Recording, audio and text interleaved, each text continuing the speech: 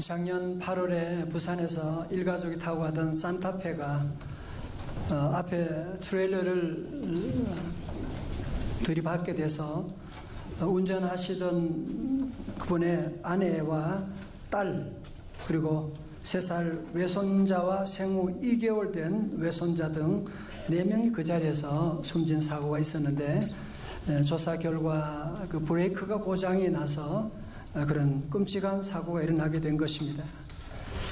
정말 작은 브레이크 고장이었는데 이렇게 끔찍한 사고가 일어날 줄 누가 알았겠습니까? 그 한 가족이 그냥 다 그 자리에서 이런 큰 비극을 보게 된 것입니다. 오늘 여러분들이 자동차를 운전하고 오신 분이 많을 텐데, 여러분 수십 번 수백 번 브레이크를 밟았는데 그 브레이크가 잘 작동되었다 감사하셔야 돼요. 브레이크가 작동되지 않으면 대형 사고로 이어진 일이 얼마나 많이 있습니까? 여러분, 지금까지 다윗이 하나님의 마음에 합한 종으로 정말 너무너무 잘해왔죠. 골리앗과 불의 장수와 싸울 때도 너는 칼과 단창으로 내게 오지만 나는 만군의 여호와의 이름으로 나가노라고 하면서 믿음으로 승리하고, 또 사울 왕이 자기를 핍박하고 추격할 때는 도리어 그는 기름 부음 받은 분이기 때문에 도리어 그와는 싸우지 않고 물러설 줄 아는, 이 브레이크가 잘 작동되는 거죠. 나갈 때는 나가고 설 때는 설 줄 아는. 사무엘 와에 와서도 그가 왕이 된 다음에도 늘 그는 기도하는, 여호와께 물어가로되. 그리고 사무엘 하 6장에서 이제 예루살렘으로 하나님의 법궤를 옮겨갈 때 정말 대단했지 않습니까? 자기의 모든 자존심 모든 거 내려놓고 주님을 찬양하고, 8장부터 외적과 전쟁할 때도 그가 앞장서 나가서 믿음으로 승리하게 된 귀한 모습을 우리가 보아왔는데, 오늘 사무엘하 11장에 들어와서 뭔가 좀 이상하게 다윗의 이 영적인 브레이크가 좀 말을 듣지 않는 모습을 발견하게 됩니다. 여러분, 옛날에는 요즘과는 달리, 요즘은 전쟁 아무 때나 할 수가 있는데 옛날에는 그렇지 않았습니다. 특별히 겨울은 우기이기 때문에 그때 전쟁을 하면 이기고 지고 문제가 아니라 다 죽게 됩니다. 그래서 추운 겨울에는 전쟁하다가도 잠깐 중단하고 휴전을 하고, 그리고 여기서 나오는 이제 봄이 왔다고 하는 것은 이제 군인들이 원정을 나갈 수 있는 적합한 봄이 왔다, 그런 이야기로 영어 성경에서는 in the spring 이렇게 시작을 하고 있습니다. 여러분, 잠깐 우리가 보면 이 암몬이라고 하는 나라, 여러분 지도 지난번에 다 보여드렸죠, 그죠? 암몬이라고 하는 나라는 지금으로 말하면 요르단입니다. 요르단의 수도가, 현재 수도가 뭐냐? 암만이에요. 암몬이라는 이름을 가지고 지었고, 그리고 예루살렘에서 암몬이 참 가까이 있는 것이죠.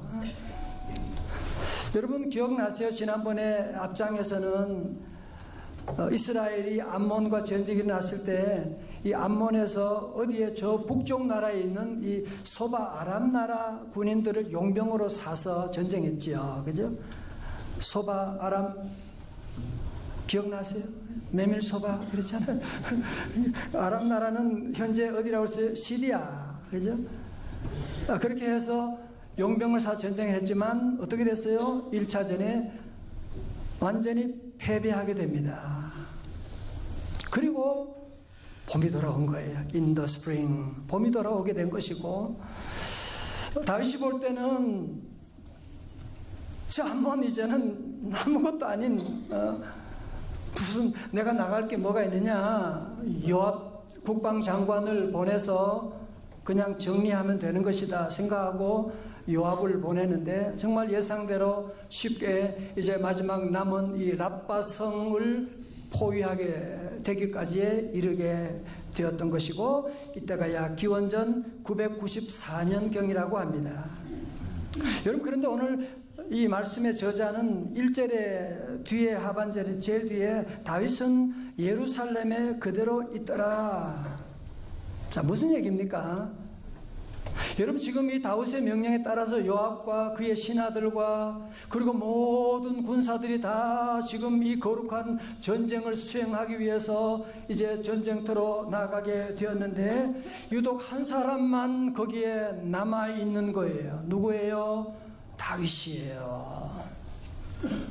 성도 여러분, 어떻게 보면 이건 별거 아닌 것 같은데 성경 기자는 아주 이것을 강하게 얘기하고 있는 거예요. 왜? 다윗의 인생의 큰 대형 사고는 이 작은 직무유기에서부터 시작되었다. 그것을 지적하고 있는 것입니다. 왕이 전쟁터에 나가지 않고 예루살렘에 그냥 혼자 남아있는, 신분이 중요한 것이 아니라 사명이 중요한 것인데 자기가 사명을 다하지 못하고 있는 이 점을 성경은 지적하고 있는 것입니다. 여러분 여기서부터 서서히 다윗의 영적인 브레이크가 고장이 나기 시작하고 있는 겁니다. 마태복음 13장 25절에 사람들이 잘 때 그 원수가 와서 곡식 가운데 가라지를 덧뿌리고 갔더니, 성도 여러분, 영적으로 여러분이 잠들게 되면 사단이 와서 거기에 가라지를 뿌리고 가는 걸 여러분이 아셔야 돼요. 영적으로 기도하지 않고 말씀 읽지 않고 여러분이 나가게 되면 사단이 와서 우리에게 부정적인 생각을 집어넣고 엉뚱한 생각을 집어넣고 돈 있고 시간 있으니까 더 이상한 생각, 이상한 짓으로 함께 나간 일이 얼마나 많은지 모릅니다. 그래서 우리 예수님께서 겟세마네 동산에 사랑하는 제자들에게 신신당부한 거예요. 누가복음 22장 46절에 이르시되 어찌하여 자느냐. 지금 졸고 있는 분 어찌하여 자느냐. 깨어나십시오. 시험에 들지 않게 일어나 뭐하라고요? 기도하라 하십니다. 여러분 다윗은요 지금 실컷 자고 지금 저녁 기도 시간이거든요. 사실은 기도 시간에 기도하지 않고 왕궁 옥상을 거닐다가 우연히 한 여인이 목욕하는 모습을 보게 되었고 그렇게 아름다워 보이는, 아름다웠다는 게 아니라 주관적으로 아름다워 보였다는 얘기거든요. 여러분 다윗이 옥상을 걷다가 눈에 보이는 것이 잘못은 아니지요. 그죠? 그럴 수도 있는 거죠. 교부 어거스틴 그런 얘기 했어요. 우리 머리에 새가 날아다니는 거 어떻게 하겠어요? 그러나 새가 머리에 둥지를 튼다? 그거는 네 책임이야. 그거는 막아야 되는 것이지. 다윗이 눈에 보이는 건 어떻게 하겠어요? 그러나 그것을 물리쳐야 되는데 물리치지 아니하고 그것을 받아들이게 되는. 여러분 보세요. 잘 보세요. 여러분이 항상 죄는요 항상 작은 모습으로 시작됩니다. 모든 죄가 다 그래요. 아무것도 아닌 이 작은 모습으로 우리를 찾아오게 되는. 그리고 보통 사람들은 그걸 무시하지요. 여러분 이런 유혹 가운데 그 전에 다윗이라면 영적인 브레이크가 작동한다면 어떻게 하겠어요? 사단아 물러갈지어다. 그렇게 해야 되는데 이제 다윗은 드디어 자기의 생각을 행동으로 옮기게 됩니다. 정보부 요원을 불러가지고 저 여인 뒷조사해보라고. 어떤 사람인지. 그러니까 여러분 신하가 보고하는데요 그는 그냥 설명문이 아니고 의문문으로 보고하는데 보세요. 3절입니다. 다윗이 사람을 보내 그 여인을 알아보게 하였더니 그가 아뢰되 그는 엘리암의 딸이요 햇사람 우리아의 아내 밧세바가 아니니까 하니. 무슨 얘기예요? 왕이시여, 지금 이 사람은 당신이 아끼는 37명의 충성스러운 장수 햇사람 우리아의 아내 밧세바가 아닙니까? 이방인이에요. 햇사람은. 그럼에도 불구하고 다윗에게 충성스러운 그런 장군이었거든요. 우리아의 아내가 아닙니까? 다시 말해서 그는 유부녀가 아닙니까? 그렇게 얘기하는데도 불구하고, 그렇게 의문문으로 물어보고 있는데도 불구하고 아직까지도 이 다윗의 영적인 브레이크가 작동이 되지 않고 있는 것입니다. 아니 자기 부인이 그렇게 많은데도 불구하고 그는 자기의 절대적인 권력을 동원해 가지고 전쟁에 나가 있는 충성스러운 신하의 부하의 아내를 불러들여서 짧은 행복에 돌이킬 수 없는 죄를 저질러 버리고 말게 됩니다. 자, 여러분, 제가 몇 주 전에 토요일 새벽에 그런 얘기를 했습니다. 이런 마귀 사탄의 작전은요, 항상 우리를 죄로 유혹할 때 죄가 주는 쾌락만 우리에게 보여주는 거예요. 이런 마귀 사탄은 항상 우리에게 유혹할 때 이 일은 아무도 모를 거야. 괜찮아, 괜찮아. 아이, 다윗만 말하지 않고 밧세바가 입 다물고 있으면 누가 알겠어요? 아무도 알 수가 없는 완전 범죄를 만들었다 생각했을지 모르지만 하나님의 눈을 누가 속일 수가 있겠어요? 여러분, 세상 사람들은 죄를 보고 깜짝 놀랍니다. 어떻게 그런 일이 있느냐고 말하지만 그러나 그 죄는 이미 오래전부터 시작된, 여러분, 죄가 생명이 있는 거 아세요? 마치 어린 아기를 임신하게 되면 그 아기가 태 안에서 보이진 않지만 점점 자라나는 것처럼 죄도 마찬가지로 처음에는 아무것도 아니었는데, 작은 죄였는데, 교회 작은 시험이 들었는데, 작은 죄였는데 그것이 점점 자라나게 되는, 야고보서 1장 15절은 우리에게 그렇게 말씀하잖아요. 욕심이 잉태한 즉 뭐를 낳고요? 죄를 낳고, 죄가 장성한 즉 사망을 낳느니라고 말씀하는. 여러분, 그래서 우리 안에 욕심, 그거 누구나 다 가질 수가 있다. 물론 그래요. 그러나 여러분이 그 욕심을 품게 되면 결국은 죄가 자라게 되고, 죄가 장성하면 사망이, 끔찍한 이런 일들이 일어나게 된다고 하는 것을 말씀하거든요. 여러분, 다윗이 지금 이때만이라고 해도 이 임신 소식을 듣고 그가 하나님 앞에 나가서 통회 자복하고 나의 죄를 용서해 주옵소서 그러면 되는데요, 그는 절대적인 권력으로 자기의 모든 죄를 은폐하려고 시도하는 거예요. 브레이크가 계속 작동되지 않고 점점 대형 사고로 나가고 있는 겁니다. 다시 보세요. 오늘 여러분, 이 말씀은 참 전하기가 쉬운 말씀이 아니에요. 그러나 하나님의 말씀입니다. 혹시 여러분 가운데 이 말씀 가운데 찔리는 분 계시면 잘못된 관계 끊을 수 있기를 주의 이름으로 축원합니다. 이런 유혹에서 여러분들이 끊어야지, 아니면 대형 사고가 나게 되면 여러분의 가정과 여러분의 자손들 가운데 해결할 수 없는 아픔이 시작되거든요. 성도 여러분, 이제 사무엘하 끝날 때까지 이 아픔으로 말미암아 다윗이, 그 집안이, 그 민족이 큰 고통을 당하게 되는데요, 성도 여러분, 이 말씀 보면서 우리 성도들 가운데 누가 나는 이런 유혹에서 벗어날 수 있다고 장담할 수 있는 사람이 누가 있겠어요? 오늘 말씀을 듣고 우리 성도들 가운데 어떤 분은 그렇게 말하죠. 아이, 다윗 같은 사람도 이렇게 넘어졌는데 나도 넘어져보자. 이렇게. 어떤 사람은 또 이 말씀 가지고 늘 그런 얘기해요. 자기가 넘어지고 실수한 거를 정당화하는 사람들이 있어요. 그건 사단의 역사예요. 우리 성도들은 오늘 이 말씀을 들으면서 마치 예방주사 맞는 것처럼 이 말씀 듣고, 여러분의 가정에 남편, 아내, 여러분의 자녀 가운데 이런 유혹과 전혀 관계가 없다, 그런 사람 누가 있겠어요? 우리는 이런 가능성을 100% 다 가지고 있는 사람이기 때문에 우리 성도들, 그래서 주님 앞에 나와 기도하고 주여 나를 구원하여 주시옵소서.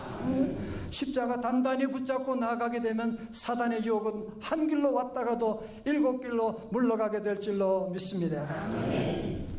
저는 어릴 때부터 신앙생활을 했거든요. 모태신앙이고, 제가 교회 다니면서 부활절 얼마나 많이 지났겠어요. 예수님이 무덤에서 사흘 만에 부활하셨다, 성경 퀴즈하면 항상 1등 했습니다. 그런데 제가 부활에 대한 지식을 알고 부활하셨다고 하는 것을 너무 잘 알았는데 제 삶은 믿지 않은 사람과 별 다른 게 없었어요. 염려하고, 마치 예수님의 두 제자가 부활을 얘기를 듣고서도 엠마오로 내려갈 때 절망 가운데, 좌절 가운데 내려갔잖아요. 저도 그랬어요. 저도 종교 생활하는 동안에는 늘 제 마음에 불안과 염려와 불평이 일어나게 되고, 그러다가 제가 대학 진학에 실패하게 되고, 요즘 대학 진학 실패 별거 아니지만 저는 그랬어요. 그런 일을 당하고 좌절하게 되고, 정말 죽고 싶은 생각까지 그때 들었다니까. 그리고 나는 이제 버림받았다고 하는 생각을 가지게 되고, 절망 가운데 제가 억지로 제 의지가 아니라 억지로 저희 누님 손을 붙잡혀가지고 기도원에 가게 됐어요. 제가 기도원에 가서 하나님께 기도하는 가운데 나 같은 죄인 살리신 주 은혜 놀라와.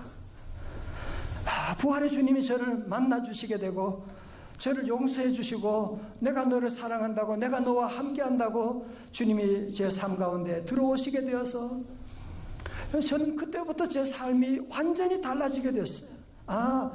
나는 그전에는 그냥 교회 다녔는데 부활 지식을 가지고 있는데 이제 부활 신앙을 가지는 부활의 주님이 나와 함께 하신다고 하는 걸 생각하니까 얼마나 기쁘고 감사하게 되고, 그때부터 하나님이요 길을 막 열어주시더라고요.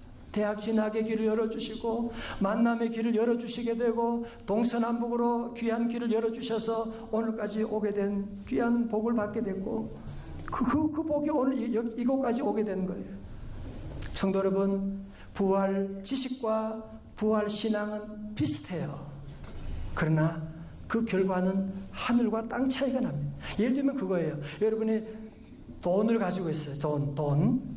돈이 대단하지요. 그러나 여러분 돈만 가지고 있으면 그거 종이 조각이에요. 그죠? 아무런 쓸모가 없어요. 그러나 그 돈을 여러분이 사용하게 되면 그거 가지고 집도 살 수가 있고 자동차도 살 수가 있게 되는 것이거든요. 여러분이 가지고 있는 이 부활 지식이 있다면 그것을 여러분이 오늘 말씀 가운데 부활 신앙으로 전환할 수 있기를 주의 이름으로 축원합니다. 여러분, 그러면요 여러분이 상상할 수 없는 부활의 주님이 우리와 함께 하시니까요. 여러분, 다윗이 그동안 부활의 신앙, 하나님 임재 신앙이 잘 작동될 때 어떤 고백한지 아세요? 시편 16편 8절에 내가 여호와를 항상 내 앞에 모심이여.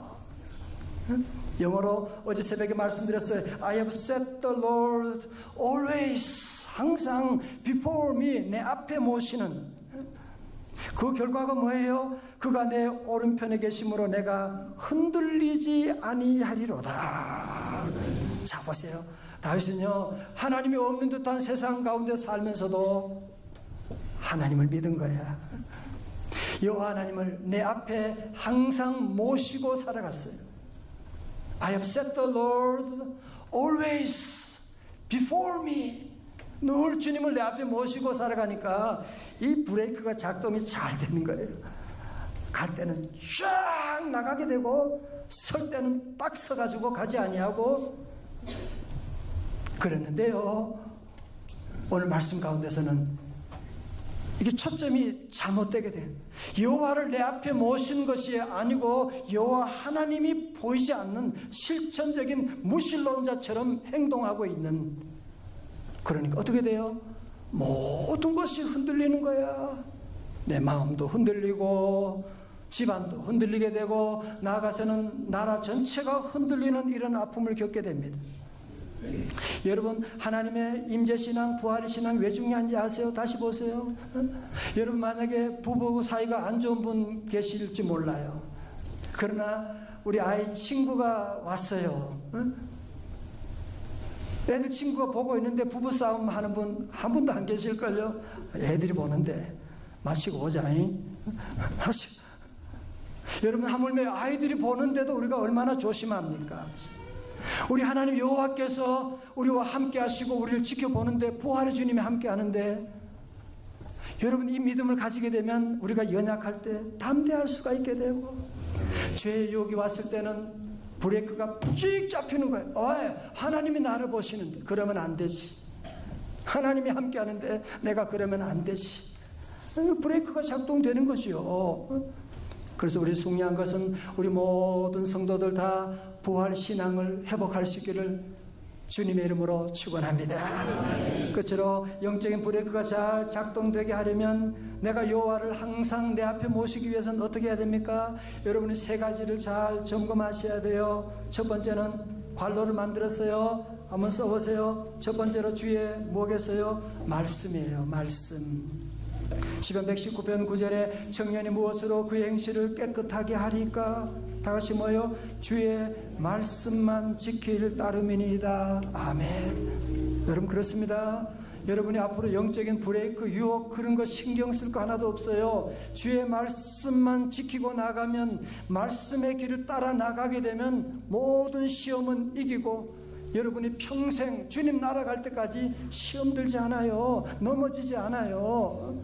우리가 그래서 늘 바이블 타임 잘 읽고 말씀만 지키고 나가면 돼요. 다 같이 아멘. 두 번째로 우리가 영적인 브레이크를 잘 작동하게 하려면 주님의 주의 뭐겠어요? 임재예요. 임재. 여러분 요셉이 애굽에서 보디발 장군의 아내 유혹을 받을 때 어떻게 영적인 브레이크가 작동되나요? 창세기 39장 9절에 이 집에는 나보다 큰 네가 없으며 주인이 아무것도 내게 금하지 아니하였어도 금한 것은 당신뿐이오니 당신은 그의 아내임이라. 다 같이요. 그 다음에 시작. 그런즉 내가 어찌 이 큰 악을 행하여 하나님께 죄를 지으리까. 아멘. 여러분 애굽의 이방 나라에 누가 있어요? 아버지도 안 계시고 어머님은 돌아가셨고 보는 사람 아무도 없지만 여호와 하나님 앞에 있는 거예요. Before God, 하나님 앞에 내가 있다 하는 하나님의 임재의식을 가지니까 내가 어떻게 그렇게 할 수 있어요 아줌마 하고 물리쳤던 것이죠. 세 번째로 주의 뭐겠어요? 기도예요. 주의 기도. 자, 여러분 보세요. 제가 어제 말씀을 준비하고 기도하면서 참 우리 성도들의 삶의 현장을 생각하면서 막 눈물이 나오더라고요. 그래서 요즘 제가 어릴 때만 해도 이런 유혹이 그래도 많지 않았었는데 오늘 현대인들은 여러분의 삶의 현장 가운데 얼마나 많은 유혹이 성적인 것만 아니라 물질적인 유혹과 수많은 유혹들이 우리를 찾아오게 되는, 여러분 특별히 우리 아이들 생각하면 눈물이 나요. 우리 어린 자녀들 아이들 그 스마트폰 가지고 공부하라고 그렇게 연락하게 줬는데 사단은 밤중에 그를 통해서 음란물을 보내고 있다는 사실. 그 착한 아이가 그 한 번 본부로 해서 애가 정신이 완전히 나가버리게 되는 일이에요. 사랑하는 성도 여러분, 여러분 남편, 여러분의 아내, 우리 자녀들 어떻게 이런 음란하고 악한 세대 가운데 지켜나갈 수가 있겠습니까? 여러분 그래서 오늘 주님이 가르쳐준 이 기도가 얼마나 중요한지 몰라요. 마태복음 6장 13절에 다 같이요. 시작. 우리를 시험에 들게 하지 마시옵고 다만 악에서 구하시옵소서. 나라와 권세와 영광이 아버지께 영원히 싸움나이다. 아멘. 여러분 저도 인간이잖아요. 저도 연약하지요. 때로 어려운 일을 당할 때마다 저는 이 기도를 하루에도 수십 번 기도합니다. 하나님 우리를 시험에 들게 하지 마옵시고 Lead us not into temptation. 하나님 저로 하여금 유혹에 빠지지 말게 해주세요. 기도해야 되지. 여러분이 기도하지 않고 이겨나갈 장사가 여러분 가운데 누가 있습니까? 그리고 어려운 위기에 빠지면 다만 악에서 나를 Deliver us from evil. 나를 저 악에서 건져 주시옵소서. 우리 성도들은 오늘 이 기도를 여러분이 앞으로 매일매일 기도해야 돼요. 주여 우리 사랑하는 남편 시험에 들게 하지 마시옵고 주여 우리 사랑하는 자녀 시험에 들지 말게 하여 주시옵시고 여러분이 이 기도를 늘 드리고 나가면 끝까지 승리하는 귀한 삶을 살아가게 될 것입니다. 우리 모든 성도들 오늘 이 말씀 가운데 주의 음성을 다 듣고 모든 시험을 예수 이름으로 이겨나가는 부활신앙으로 영적인 브레이크가 작동되는 여러분 다 되시기를 주님의 이름으로 축원합니다. 오늘 저는 찬송을 함께 우리가 부활 찬송 가운데 함께 우리 부르고 싶은 찬송이 하나 있어요. 가사가 너무 좋아요. 부활신앙을 오늘 우리에게 그대로 얘기하고 있는 찬송가 162장 후렴입니다.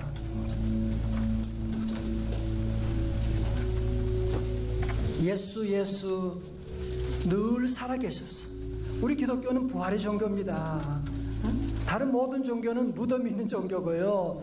우리 기독교는 부활의 종교예요. 늘 살아계셔서 주 동행하여 주시며 늘 말씀해 주시는, 여러분이 집에 있을 때도 잠들었을 때도 주님은 여러분과 동행하십니다.